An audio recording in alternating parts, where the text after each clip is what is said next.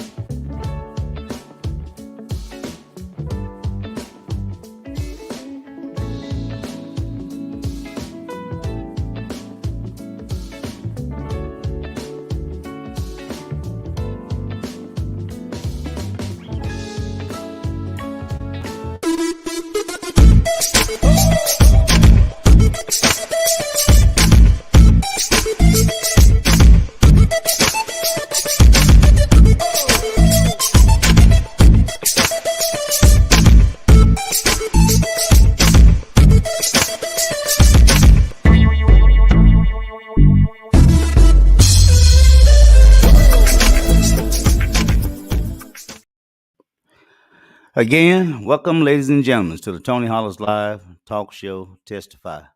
I hope my internet hold good. I know this is my first time running this test since the last time. It was just real choppy. But before I get started, I want to say that last night I attended a stage play, over in Jonesboro, Arkansas. Written by Mrs. Hazel Mays.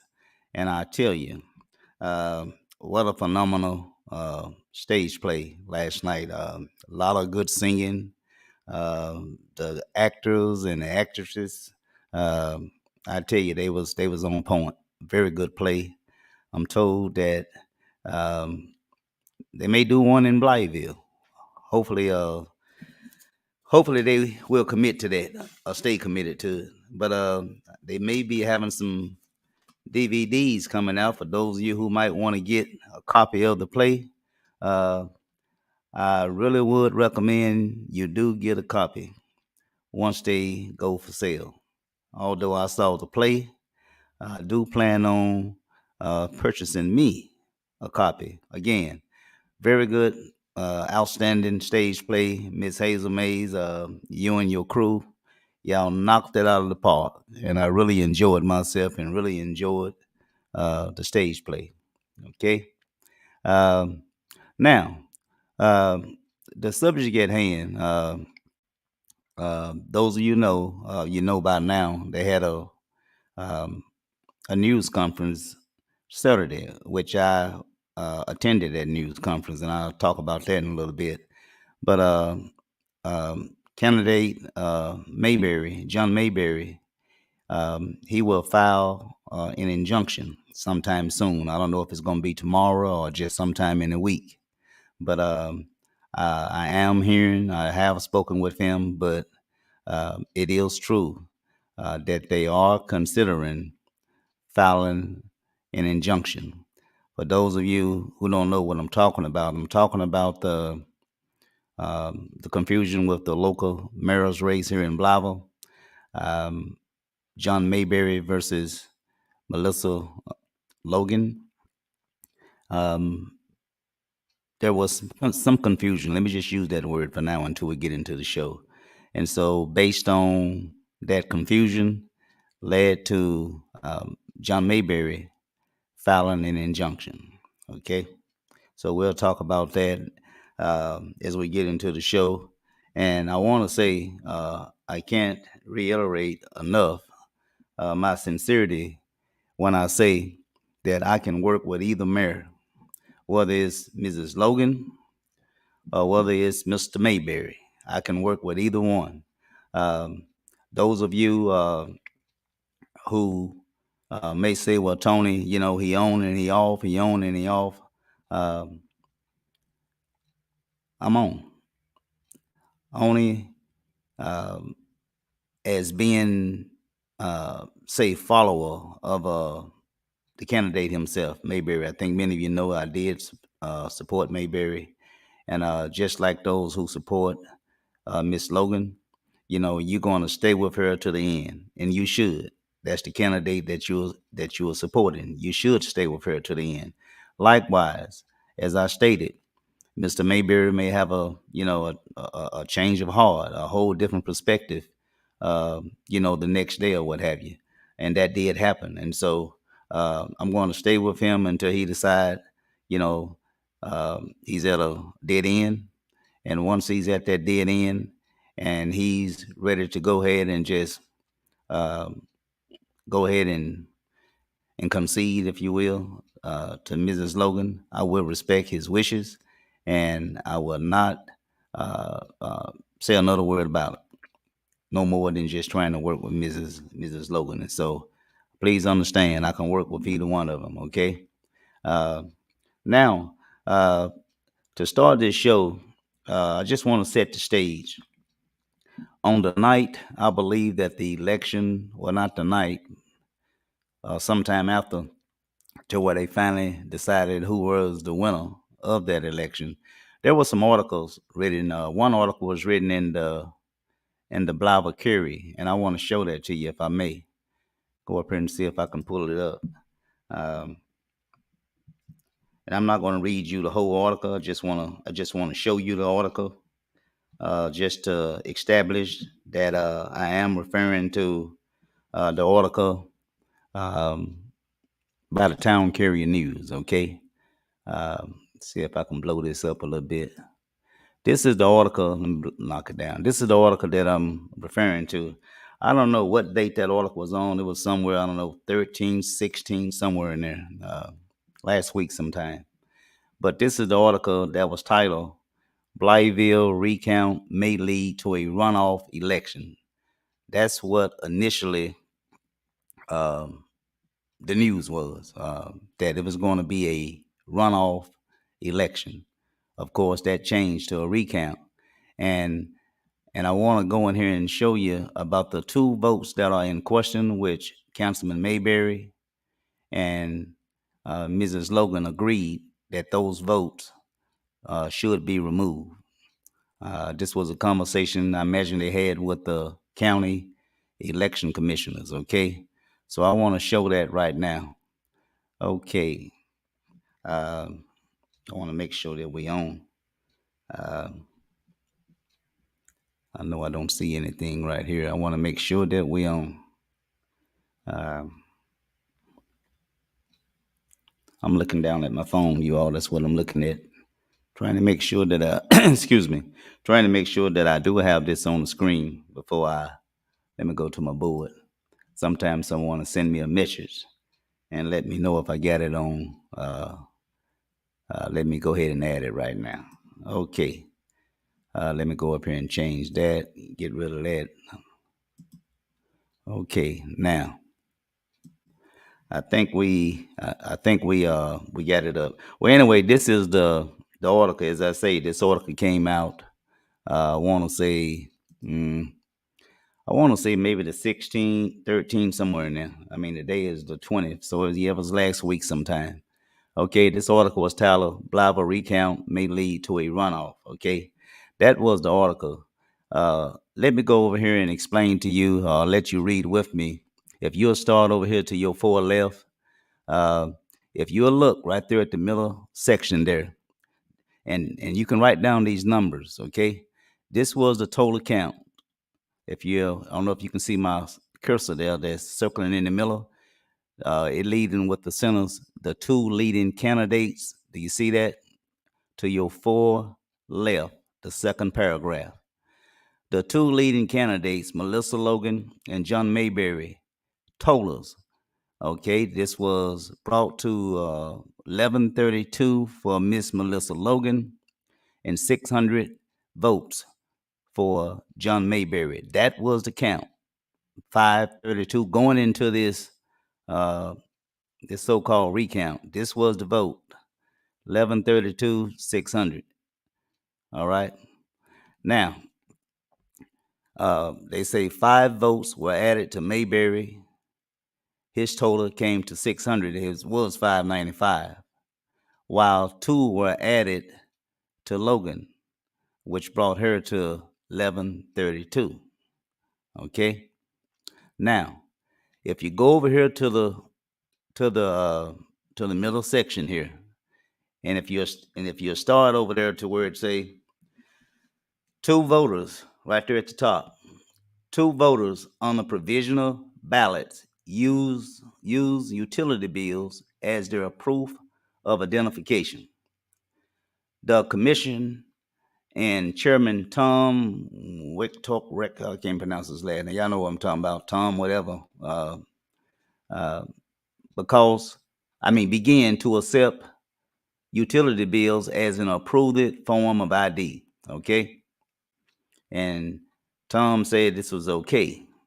However, if you read down there in that middle section, however, Logan, they speaking of Miss Melissa Logan, Logan pointed out that Arkansas law, utility bills are no listed as acceptable forms of identification. Listed identifications materials are listed as, but not limited to, state driver's license, a state ID, concealed weapon, handgun, uh, license, U.S. passport, and so forth. Uh, but Ms. Logan has stated that the utility bills was not acceptable, and of course, Mr. Mayberry agreed with that. Okay, and so Tom, the chairperson of the county board of election commissioners, he pulled them out. Now, the reason that I'm emphasizing on Tom is that he's the chairperson. He have had training to become a commissioner, and I imagine he have had training in regards to the rules. You would think that he would know and he would hold his ground, but Tom pulled the votes out. He pulled those votes out, those 2 votes out. And you all heard him say it. He said that the state secretary of state instructed him to put those 2 votes that he had agreed to remove with the candidates to put them back, which that is correct. You know, for them to remove votes the way that they removed those votes, especially the chairperson uh, not being in full knowledge if he could remove those votes or not, uh, could have very well disenfranchised some particular uh, 2 people from not having their vote counted. So that was a proper call. The only thing that was left, did anyone do an examination to find out if those 2 votes were valid votes? You still have to check those 2 votes out. And that's where transparency breaks down. We don't know. Only thing we know is that they say an electric bill, a utility bill was used. Okay, whose name on the utility bill? What's the address? Is that still a current address in terms of the utility bill was presented? So there are so many questions that have not been answered as it relates to the utility bill. So uh, that raises one to have a mindset to believe, uh, did the chairperson actually know what he was doing? Or did he know what he was doing, which might have somewhat not been in compliance with the rules and the statutory laws, election laws that is, but he did it anyway. And so again, we have to call transparency into question. And in doing that, uh, it really affects or give a black eye to the integrity of our local election process. Okay, so that's the letter from the town carrier. Okay, I'm gonna try to run through this real quick. Now, there is also you do remember to where go up here and find it for you, to where Tom had begun to start speaking about the reason that he took those two votes out. Okay, so let's go up here and it's not gonna take long. These little news briefings don't last long. Okay, so we're gonna go up here and find the one that he spoke about in regards to his first interview with KAIT. Okay, and I think I want to say this is it right here. I want to say this is it. Yes, I think that's it. So we're going to play this here one right quick, and we'll come back and talk about it. Okay, so let's just listen. After calling for a runoff and then recounting votes, the Mississippi County Election Commission named a winner for the Blytheville mayoral race, Melissa Logan. But it took over a week from Election Day and several moving parts to get to this result. Thomas Wictorick is the chairman of the Mississippi County Election Commission. He said absentee ballots were the culprit of the holdup. However, there were several of the absentee ballots that had some deficiency that needed to have a further review. After unofficial early votes, Election Day votes, and absentee ballots were in, they still had to go through the absentee ballots that needed further review. This is where the questions of a runoff started. In processing those votes, we accepted identification using a utility bill for an absentee ballot, which in a very limited instance is legal, but in others is not. We included them, and then there was an objection made that we were using so we went ahead and pulled two ballots out. Then we were instructed by the Secretary of State to put the ballots back in, which it kept constantly changing whether we needed a runoff or we didn't need a runoff. He further explained that the root of the issue is people taking advantage of absentee ballots. Our problem in Mississippi County is that we have too many people that are getting an absentee ballot for some reason or other. They don't know how to properly, or they're not instructed properly, or they can't follow the instructions in order to get the ballot counted. After the recount, the final official results were in for all the candidates. Here is the results for the two candidates that were once up for a runoff, Melissa Logan and John Mayberry. In order to win the race, the first person had to have at least 40%, and the second person had to be within 20% of that total. Melissa Logan's percentage was 42.49%. Mr. Mayberry's percentage was 22.44%, so it's 0.05%, which makes Melissa Logan the winner. Now, so many moving parts in this entire race, like as you can see. But something I do want to mention that Victoria told me is that after the recount, the votes that they got, the numbers that they got were the exact same with the machines that they received on election day. So he said the best way to make sure that your vote does get counted is to go to the polls. But for now, live in Blytheville, Imani Williams, Region 8 News.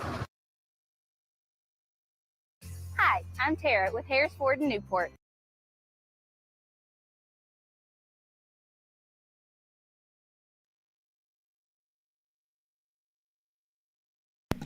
Okay, that was that. I was trying to get out of there. I messed around, hit the wrong button, so forgive me. But anyway, that was that. Let me get rid of that. Now, that was the first video. The second video is where he talks about. I didn't do the one that when they counted when they had to recount that particular night, but this is the one where he's filing the lawsuit. Okay. And we're going to talk about that controversy as well, and then we going to get into the show. All right. Let me go up here and play that right now. Let me play that right now. Okay. And this is the one that the people are talking about right now. Okay, so we're gonna play this right now.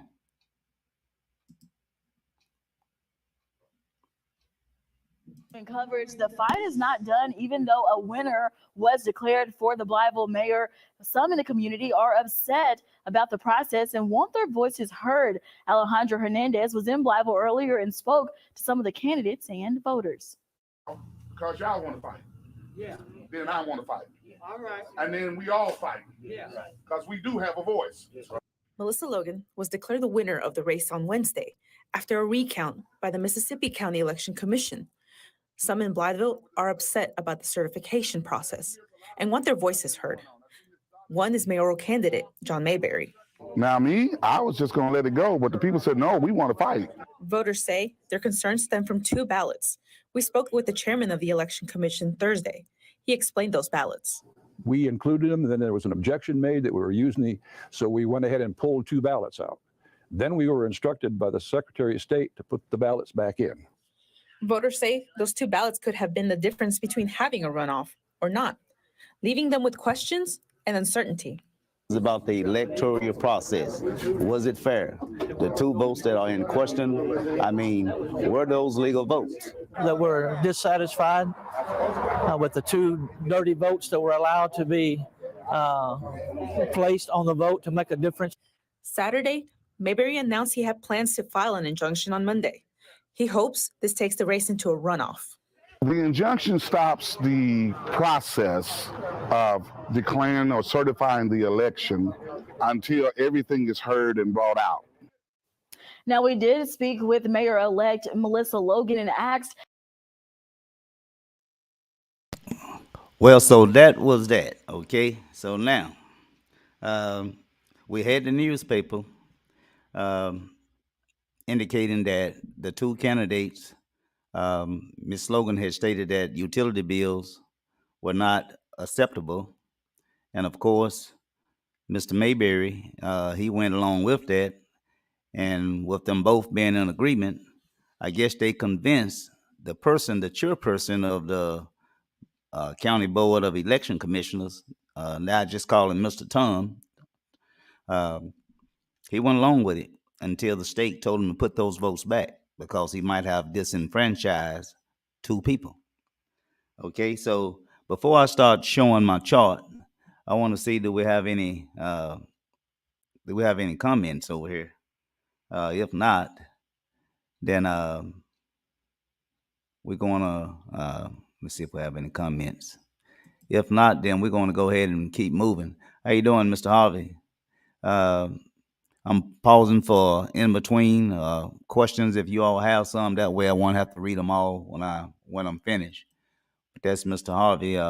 He have a statement. I'm tired of it, reminding me of Donald Trump. Stop all the bull and help the citizens of Blyville. Um, Appreciate your comments, Mr. Harvey. Uh, I think just about at least half of Blyville, if not uh, more, is pretty much tired of the confusion, tired of the situation that is Blyville continue to find itself in. But uh, but that's that. But anyway, let me go up here and show you. I don't have any more comments. I'm going to try to go in between to see if we have any more comments. But since I don't have any more comments, then I'm going to just go back to the chart. Okay. Now, uh, let me show you um, in terms of what is bringing the lawsuit. Now, the lawsuit itself, I want to go up here and show you this here just real quickly. And then I'll come back to my board if you all have any questions, okay? So let me go up here and oops, that's the wrong thing. Let me get out of that. Let me go up here and pull up this chart right quick. And then we can talk about it, and then I'll see if we got any questions, and then we'll move on, okay? Now, here's a chart. Actually, these are the rules. Let me go up here and show you. These are the rules for the State Board of Election Commissioners. It's got all different types of rules there, but the one that I want to start off with is we keep hearing voter identification, but what you don't hear, the word you don't hear is additional identification requirement. Now, we all know that you're supposed to have a photo ID, okay? In some cases, there are voters who show up that don't have a voter ID identification. And so that's where the additional identification requirements come in. So let's not confuse a light bill as something that is automatically prove who you are. That's not so. A photo identification, driver's license, or a voter ID with your name and address and stuff like that. That is really what you call the mandated uh, uh, voter ID identification. But in case you don't have a voter ID identification, that's when they start going to other documents. You heard Miss Logan stated that you couldn't use utility bills. I will say that Mr. Tom, as he indicated, he was right in that regard, that utility bills could be used. I want to highlight it for you right here if you can see it. I got it highlighted right there. Do you see that word right there in blue? Utility bills. I just highlighted that. And it's a additional identification requirement. Documentary identification separated from that which is required, which is a photo ID. That's required to verify voter registration. What the ID does, they match that with the voter registration of the voter. That certain first-time voters who register by mail, that's another set of voters, must show to cast a regular ballot during early voting. If you're a first-time voter and you show that additional identification requirement, then you can vote a regular ballot, okay? Not a provisional ballot. You can vote a regular ballot. Okay, acceptable identification document includes a copy of what?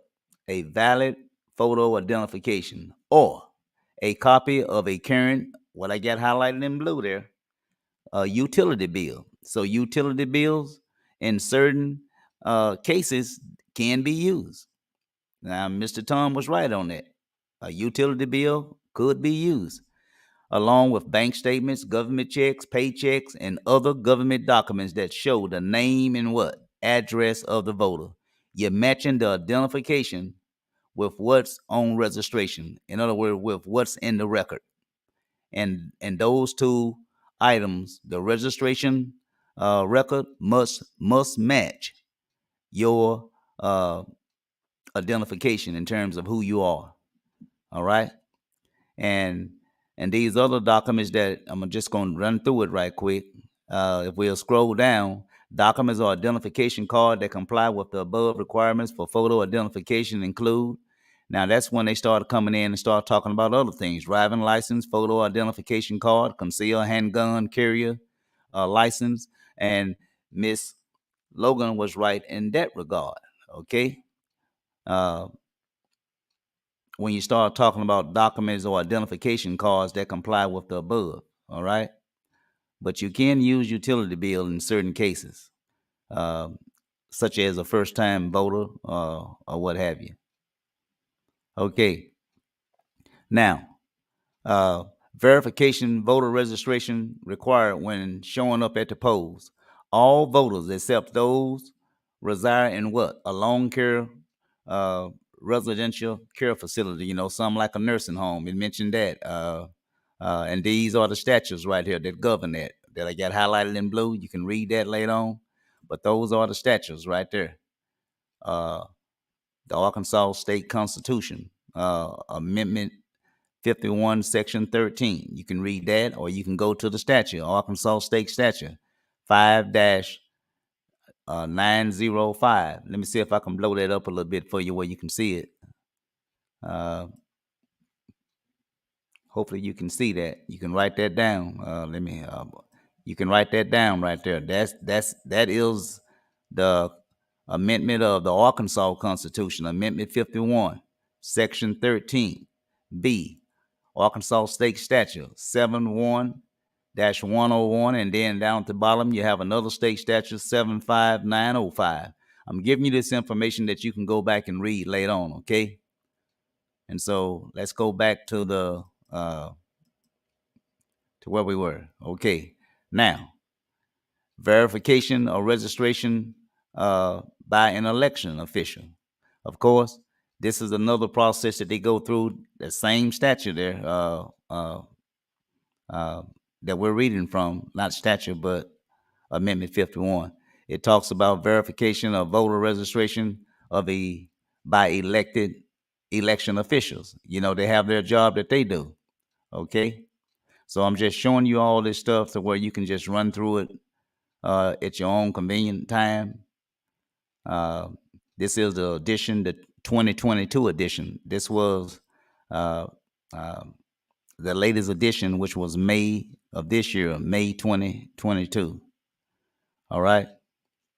And it just got so many things that if the election determines that the photo identification presented does not depict the voters or the name of the voter in the present voter registration list is insufficient, similar to the name appearing on the photo identification, the question of whether the voter is permitted to cast a regular ballot shall be referred to the election judge of that polling site, who shall resolve any marginal cases of identity in favor of the voter. And so if the election official or whatever have some problems with identifying your information, is three things going to happen. You either going to be allowed to vote a regular ballot if the information you present to them in terms of your identification, they're going to match that with registration. If all check well, you will be given a regular ballot. If not, you will vote a provisional ballot. In any case, you disagree with whatever decision that the election official has made, then that's when the election judge will come over and make a determination in regards to your identification, and that's when you will find out how you will vote, either regular ballot, provisional ballot. I think there was only two, I believe. And this same process worked for absentee ballot. Okay. And here we go. We're talking about there go that word, additional identification requirement for certain first time voters. Certain first time voters. That's what Tom was talking about here. Right here.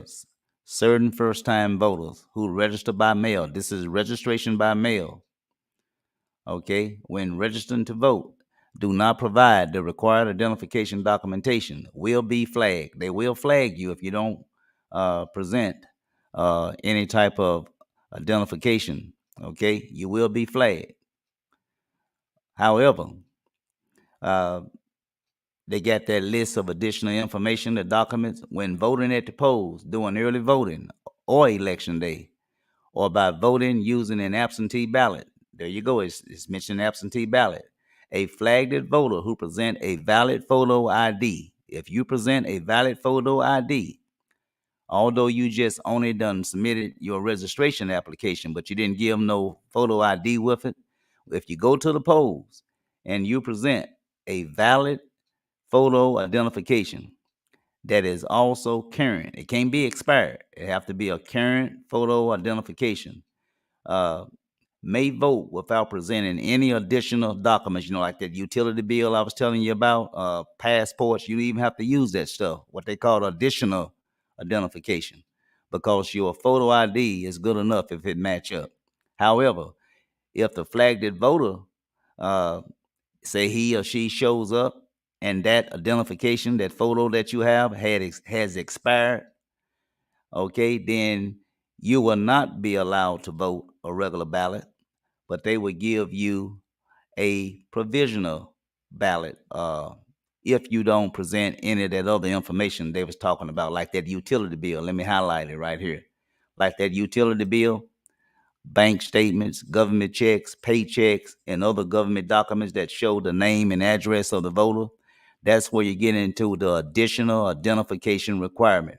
If you cannot present any of this other information, the utility bills, bank statements, government checks, paychecks, and other government documents that show the name and address of the voter, if you can't present any of that, then that's when you will be given a provisional ballot. All right? I'm almost finished with this here. Failure to verify voter registration presented in other documentation. I just talked about that. If you don't present no, let me highlight this for you right here. Talking about these first-time voters.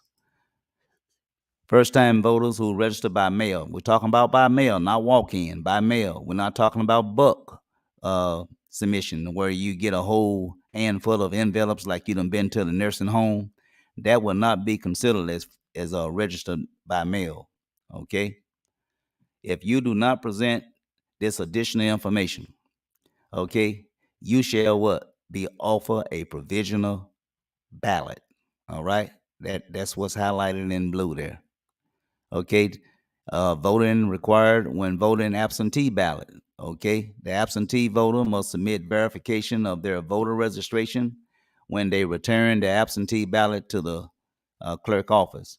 A photocopy of any document that qualifies as a photo identification under these rules should be sufficient to satisfy the voter identification requirement when verifying the voter registration. Okay, if you can send something in with you voting by mail, first time voters, if you can send in a copy of your photo identification, that will be sufficient if all check well, and then you will be given a regular ballot. All right. And that's basically all that's saying. Again, there go the Arkansas state statutes right there on the bottom, as well as Amendment 51 of the Arkansas state constitution. And so those are the constitution and the statutory laws there. All right. We're almost at the end, y'all. Curing a provisional ballot. Curing, which means, you correcting whatever documents or information that is missing. It's up to you to take care of whatever the election officials is asking for. Okay, and this is during early voting or election day. Okay, and I will say this here. Let me highlight this for you right here. Let's read B right here. Okay, let's read B. What I got highlighted. It say the voter subsequently, getting my tongue tied again, verifies their voter registration to either the county clerk, that would be Miss Janice Carey. I'm thinking, since we're talking about election, did I say Miss Janice Carey? Or the County Board of Election Commissioners. Okay, that'll be those folks that work along with Mr. Thomas, I think his name Thomas. Following election day. When they say following election day, the first Monday or that following Monday past election day, if you don't get down there by noon to present the documentation, whether it's a photo identification that you need, a proper documentation to match with what they got on file, if you don't get down there by noon that Monday following the election, your vote will not be counted. Okay? Same thing for absentee ballots. It's pretty much found. Same if there's any deficiency in that absentee ballot, it could be something simple as you not signing it. If you don't sign that absentee ballot, that will be considered a deficient error on your part, and that will not be counted. Okay? I'm going back to my board in a minute. Assessment of validity of photo identification submitted post-election. This is after election. I think I just talked about that. After the election, you get so much time to get down there and get everything corrected. Now, they want these city officials to use common sense. If you got a photo ID, let's just say, we got women who likes to change their hairstyle, okay? They may went from braids to some type of short hairstyle or whatever, change the color of their hairstyle. You have a guy who, when he took his photo ID, he didn't have a beard, but now he do have one. Things of that way. You can get some people that done gain weight. They may be 40, 50 pounds heavier. Face look a little fat or whatever. And so these election officials are supposed to use common sense. Okay, especially if your voter ID, is 2-3 years old. All right. Okay, the county clerk to provide verification to the voter registration. The county clerk have a file on everybody, okay, in terms of your voting information. And if there's anything of concern, for the most part, she will communicate with the election commissioner. All right. In most cases, you would be flagged. So that's all of that, okay? So we're going to get out of that. And the only other thing that I have that I wanted to show you all was let me find it. The only other thing that I had to show you all was, where is it? The situation that we're in right now. Okay, that's the only thing that I want to show you all. And then we can call it today unless you all got something that you want to say to me. All right. Okay. You all remember, this is how we got into that 40%, mayor, council form of government. There go the statutory law that I already have highlighted for you there in blue. Let me blow that up for you where you can see it. Where you can see it. 751062 A. Okay. What are we talking about? We're talking about that. We're talking about that 40%, 20% rule. That's what we talked about so much. Okay. We went from having a runoff to a recount. As you know, Tom, I think he explained that wrong when he said Miss Logan, it was a 0.5. What made her the winner? I want to say, to my understanding, that's incorrect. She must get 20% she got more than 20%. She got 20.05. Just the 20% alone would have made her, the candidate to have won the election outright if she'd got 20. And the 0.5, although every point counts, but just getting to 20%, my understanding, that would have gave her what she need to be considered the winner. So that 0.5 somewhat is misleading. All Miss Logan had to do was 20% or more. As you can see right here, I can highlight it for you. Right there. It's a 20% more votes than what? Her second place finisher. Right there. First, she got to get 40%. She got that. Okay? 42 point something. Now she have to cross that second hurdle where she must what? She must come at least 20% or more votes than her second place candidate. That's the way I understand it. Now, Mr. Tom, this 0.5, what is he saying? Is he saying that if she didn't get the 0.5, we would have had a runoff? That would have been incorrect. All she had to do was carry 20% more, 20% more votes than the second place finisher. Okay? So I don't know what he's talking about there. He did make some inconsistent statements. For one of them, they said that the vote count came out the same. I will say Councilman Mayberry, he lost the vote. He had 600, and so it was a double whammy. He had 600, but he ended up with 599. Not only was 2 votes added, but he lost a vote. Okay, so it sort of was a double whammy. And the certification of the votes, and this is where we at, y'all. We finished. Before, and this is where the rule come in. People may try to say, well, they need to go ahead and certify the votes right quick.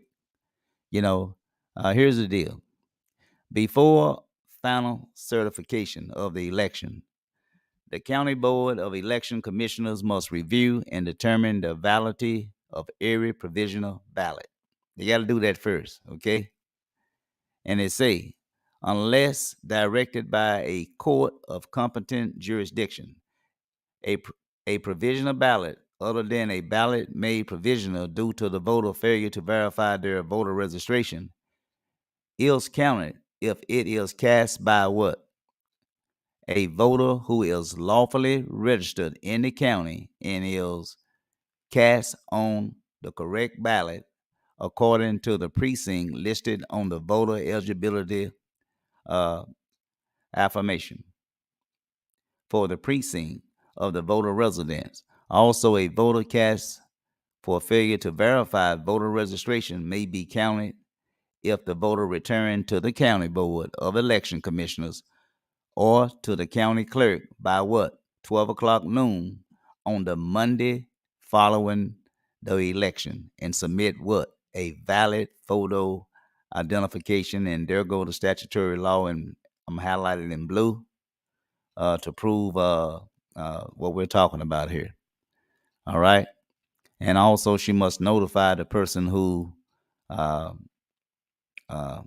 vote if it was counted or not counted, and the reason why it was not counted. Okay, so that's pretty much all of that that I want to show you all. Certification of the election contest within 20 days, and so it's not too late. Even if they certify the election, even if they, let's just say they want to jump the gun and say they want to certify the election right away. Well, here's the rule. Within 20 days of the certification, that is the subject of the complaint. Mr. Mayberry has already filed the complaint, okay? And candidate can contest the certification of nomination or the certification of vote in any election in the circuit court of the county in which the certification of nominations or certification of vote is made or were otherwise provided by law, and the election contest shall be tried by the circuit court in open court without a jury. It'll be a bench hearing. In other words, just a circuit judge will hear the case, not a jury. Okay. So that's pretty much all I have right there. The citizen can file a complaint right there where I got it highlighted. If 10 reputable citizens of any county allege that illegal or fraudulent votes were cast, that fraudulent return of certification were made, or that the Political Practices Act was violated. You ought to read about that Political Practices Act was violated, and file a complaint with the circuit court within 20 days after the election. 20 days after the election, the circuit judge convene a special and regular term for hearing the case. All right. And so that's for that, and 25 qualified electors of a state. That's talking about state there, okay? So those, you can file a complaint, the citizen you can, voting machines. To my understanding, those voting machines should have been tested. And that testing report of the voting machine should have been not only made public for the community, but every candidate should have received that same report. All right. So if I had to do an FOI and I asked that question, was these voting machines in the recount, were they was any test conducted on those voting machines? If not, then they would not have complied with statutory law. That's all I have, ladies and gentlemen. Didn't mean to hold you all this long. If you all have, let me see if I got that. If you all have anything that you would like to share or whatever in regards to this election process, we got a little minutes left. We got about maybe 8 minutes left. Although I got 8 minutes left, excuse me, I will try to answer your questions or share your statements. Okay. Okay, who we have here? We have let me get our list first. Let me remove that. Okay. We have for those of you who don't know what we're talking about, we're basically talking about the election recount. And I will say that Mayor Candidate, Candidate Mayberry is to file an injunction. I don't know if it's going to be tomorrow or just sometime the coming week, but he will be filing an injunction. And like I say, for those people who voted provisional ballot, they're supposed to also, from what I'm told, way I read it and understand it, a provisional voter eligibility affirmation. In other words, that's some type of sworn document that they are to sign, stating that they are who they say they are, and they do live where they say they live. Any information within that voter identification, that is information that they're asking of them, if they give any information that is considered to be untrue, when they sign those documents, just provisional voter eligibility affirmation document, they are signing that document up under the law of perjury, which means once they fact check your information, if it is determined that you have gave false, I don't know if it's misleading information, but false information you could be standing up in front of a circuit judge and being prosecuted for perjury. So think about that, people. As I said once before, it ain't worth it. No candidate is worth it. Okay? No candidate is worth it. Let me go back to my board here, to my comment section here. We got Miss Beverly Riley. Let me see if I can make that a little bigger so I can read it a little better. Okay, y'all. Let me see if I can just change something up here because my eyes are straining right now. Let me see if I can make this a little bigger. Just give me a minute here. I think I might can make it a little bigger. Let me try this. Yeah, that's a little better there. That's a little better. Cover up my body, but it's a little better. But anyway, so are you stating that Councilman Mayberry should just concede? Well, no, Miss Robinson, I'm not saying that he should concede.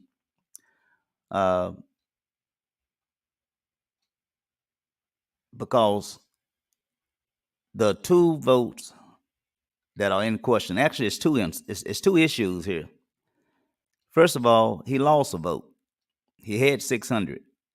He went from 600 to 599.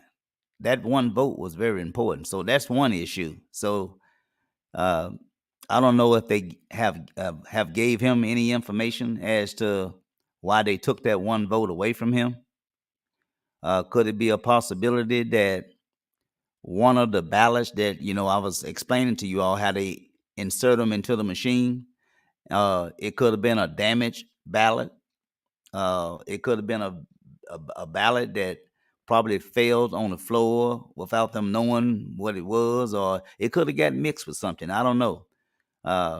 But they must give an account to how did he lose that one vote. He had 600.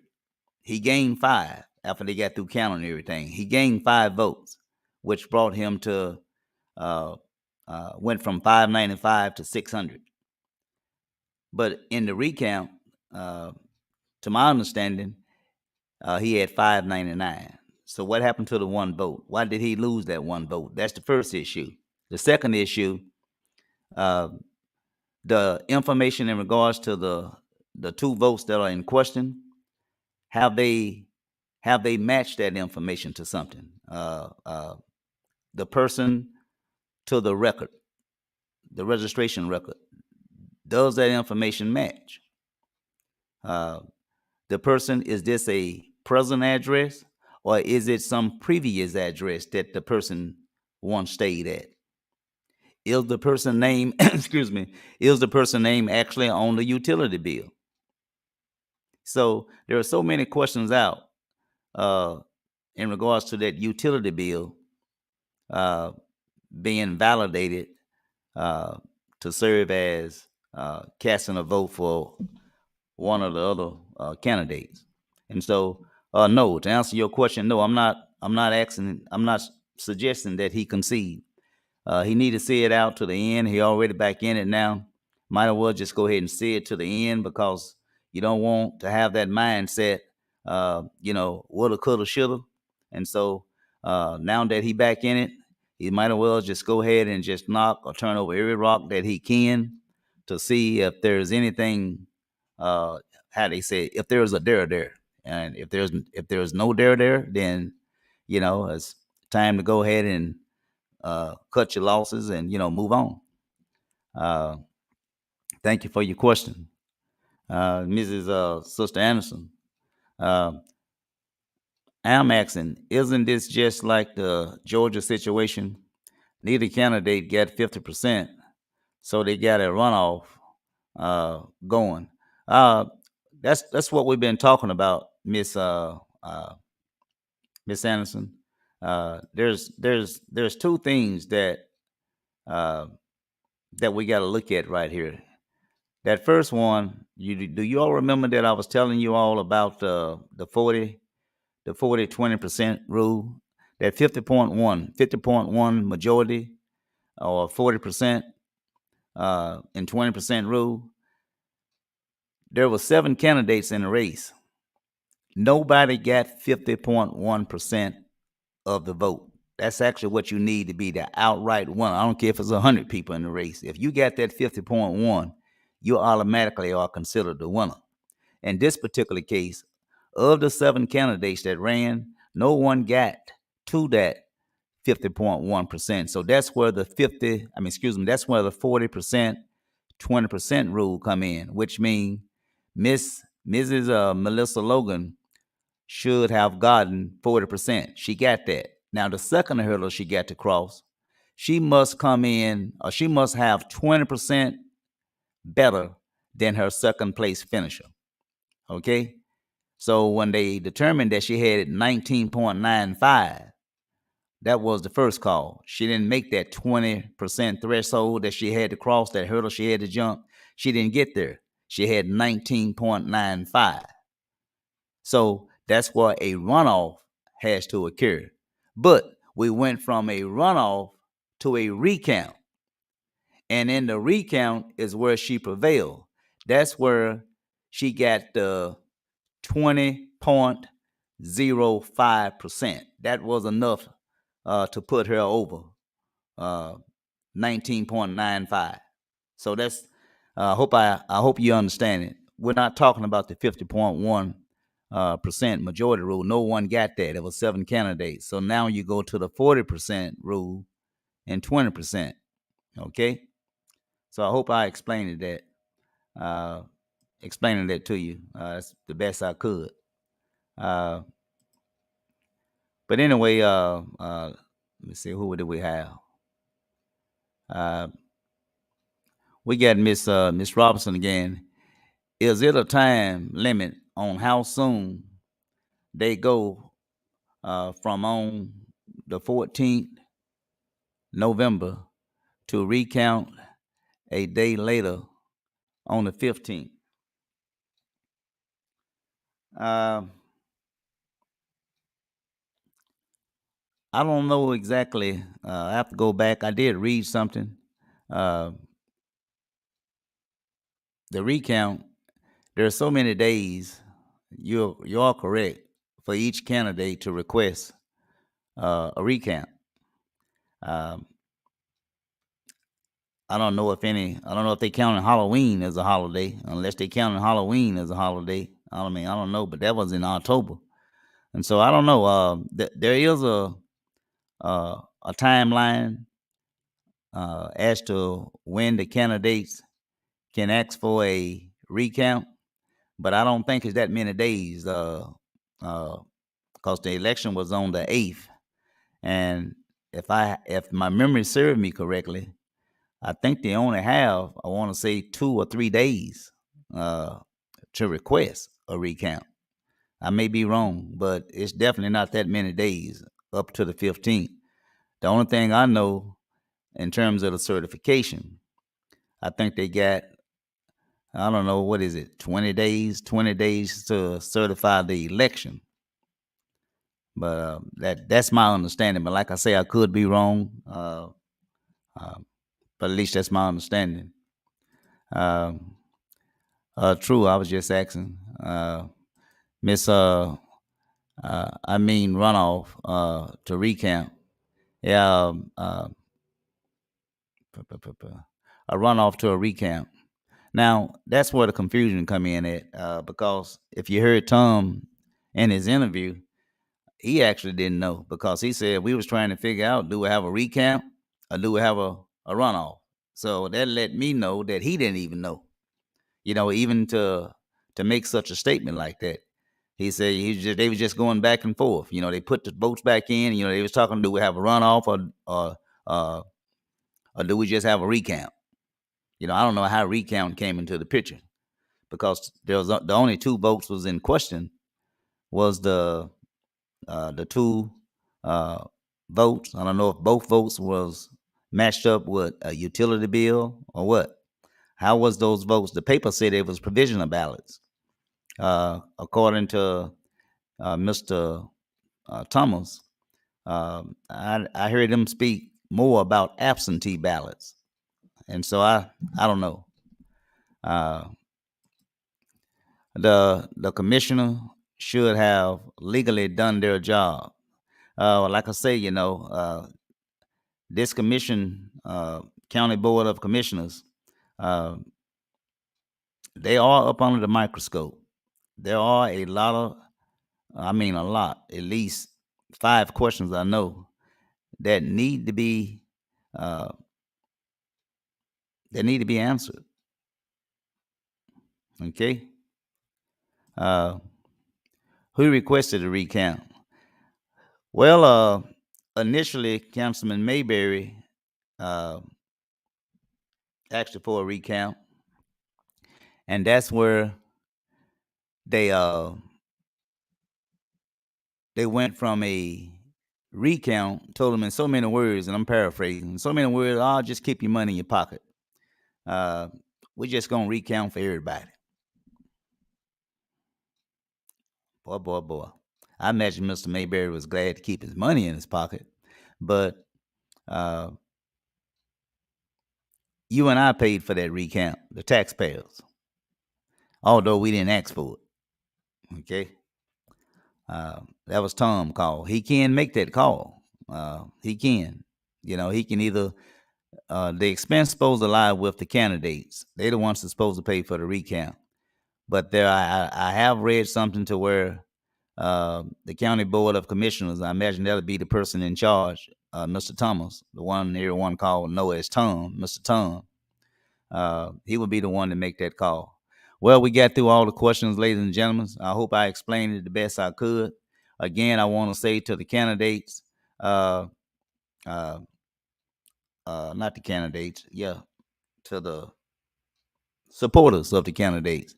Uh, Again, I will make it my business as soon as this election stuff resolve itself. Again, I will make it my business, and you have my word. Once this thing is finalized, okay, all the certification and whatever come out of this court hearing in regards to the injunction, once everything is certified, uh, that's where we put everything to the side. Okay, no more. We should try this or we should try that. After this hearing, and regardless of what the candidate's decision, whether it's Mr. Mayberry or whether it's Mrs. Logan, uh, unless it's absolutely necessary that I talk about this election again, I don't plan on talking about it anymore. At least not broadcasting. And so we'll see what this hearing entails once this injunction is filed. And after that, me personally, I'm done. All right. So looking like we got one other comment here. We'll read that and then we'll get out of here, y'all. Okay. And then we'll get out of here. This is one from Mrs. Miss Robinson. That was who requested the recount. It just seemed as though there was a lot of spectators comments during the recount where there was a conflict of interest. I did read something about um, the conduct of the public, because the public can be uh, present during the recount.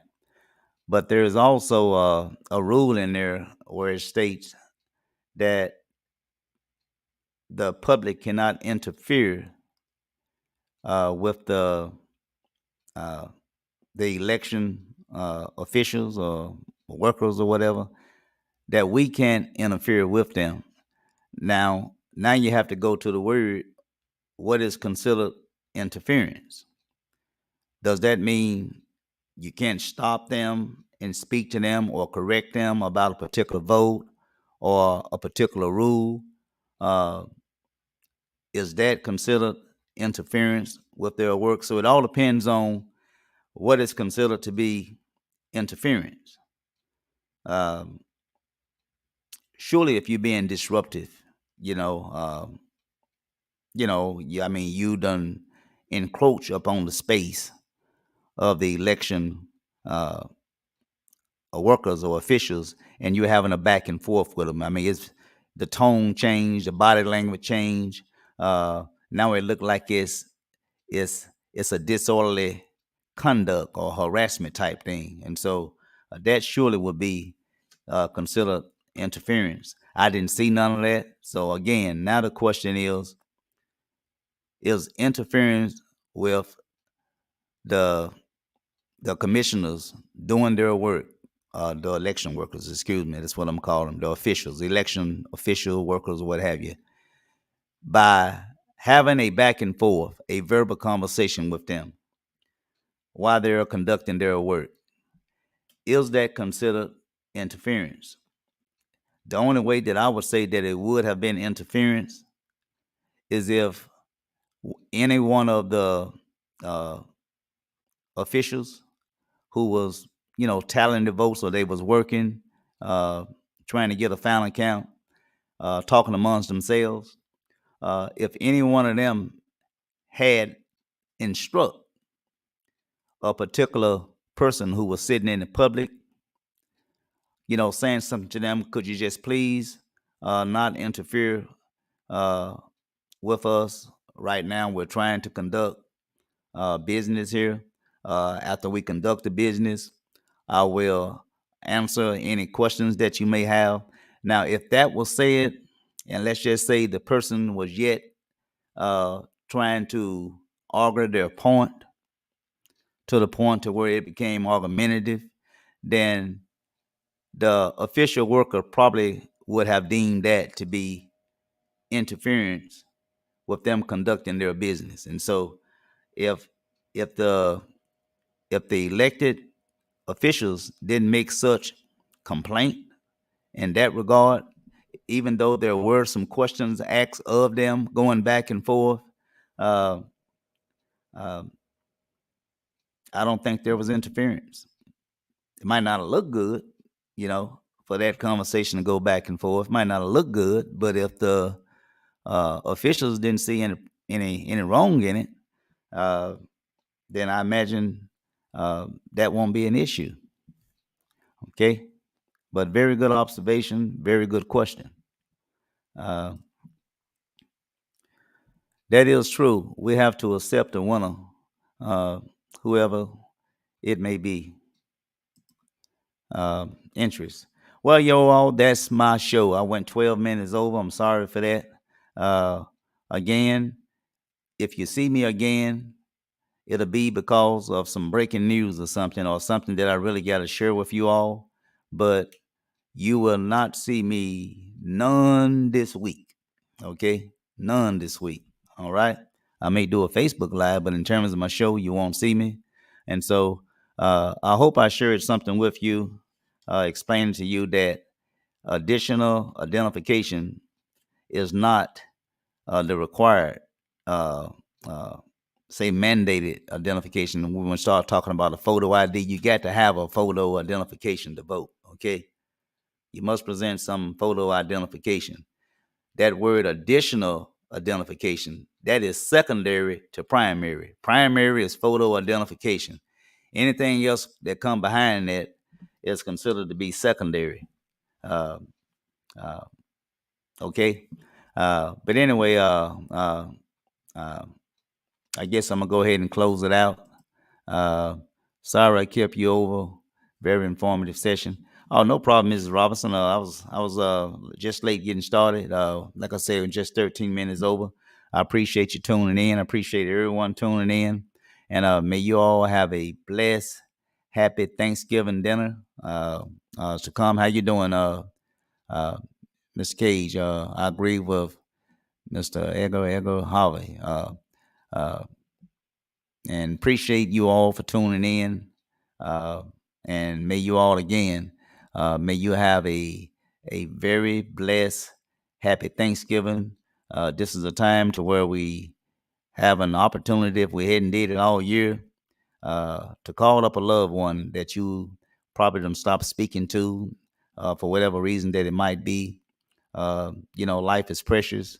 We can be here today and gone tomorrow. So if there's any animosity uh, that exists in any family or friend, for that example, let's go ahead and resolve those differences and let's enjoy 2022. And may you have a happy Thanksgiving. And as I always say before I end my show, God bless you all. Have a remaining blessed night and good night. Okay.